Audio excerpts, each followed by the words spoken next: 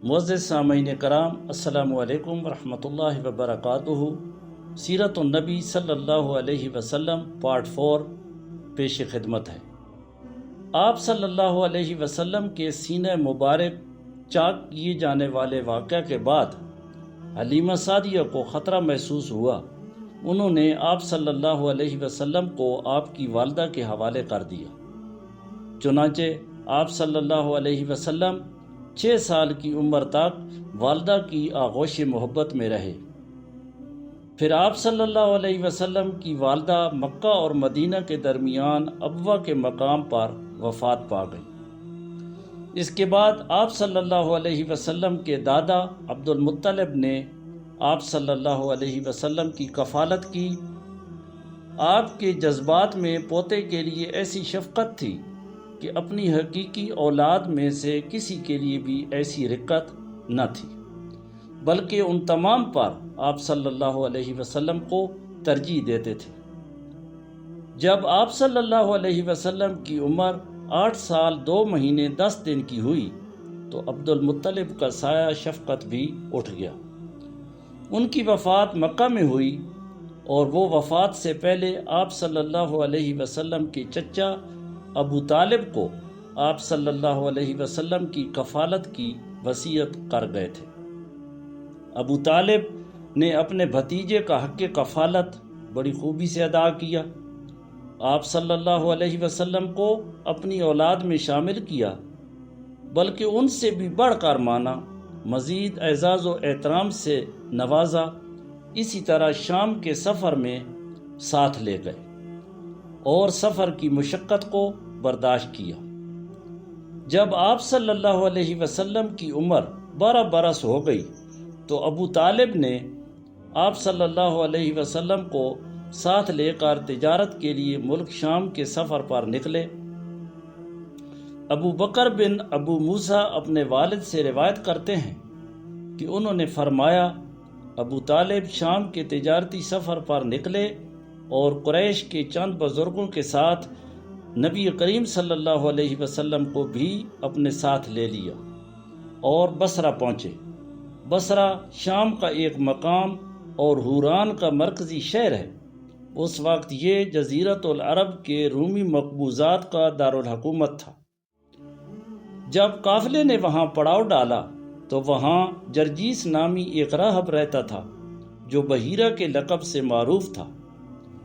جب یہ لوگ وہاں پہنچے تو راہب اپنے گرجا گھر سے نکل کر قافلے کے اندر آیا اور قافلہ کی میزبانی کی، حالانکہ اس سے پہلے وہ کبھی بھی نہیں نکلتا تھا۔ اس نے رسول اللہ صلی اللہ علیہ وسلم کو آپ کے اوصاف کی بنا پر پہچان لیا اور آپ کا ہاتھ پکڑ کر کہا، یہ سید العالمین ہیں، اللہ تعالیٰ نے انہیں رحمت للعالمین بنا کر بھیجا ہے۔ ابو طالب نے پوچھا، آپ کو یہ کیسے معلوم ہوا؟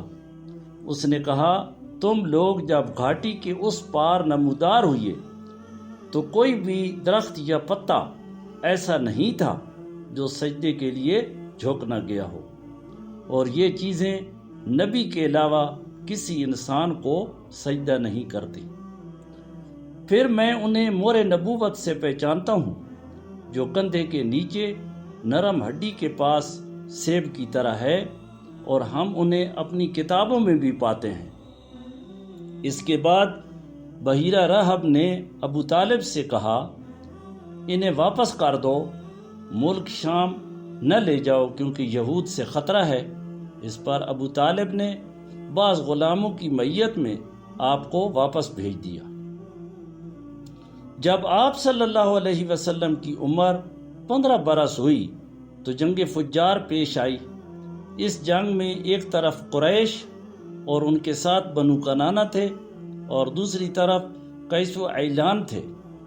اسے حرب فجار اس لیے کہتے ہیں کہ اس میں حرم پاک اور حرمت والے مہینوں کی حرمت چاک کی گئی تھی۔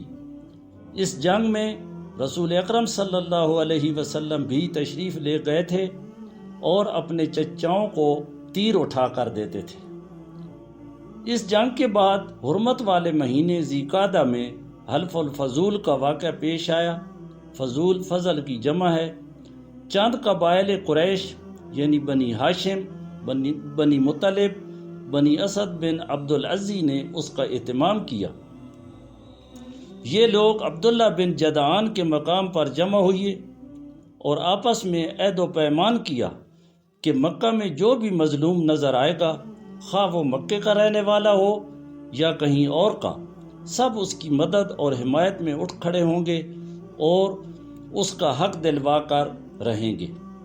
اس اجتماع میں رسول اللہ صلی اللہ علیہ وسلم بھی تشریف فرما تھے۔ عبد الرحمن بن عوف رضی اللہ تعالیٰ عنہ سے مروی ہے کہ نبی کریم صلی اللہ علیہ وسلم نے فرمایا، میں عبداللہ بن جدعان کے مکان پر ایسے معاہدے میں شریک تھا کہ مجھے اس کے عوض سرخ اونٹ بھی پسند نہیں، اور اگر عہد اسلام میں عہد و پیمان کے لیے مجھے بلایا جاتا تو میں لبیک کہتا۔ جزاکم اللہ خیرا کثیرا۔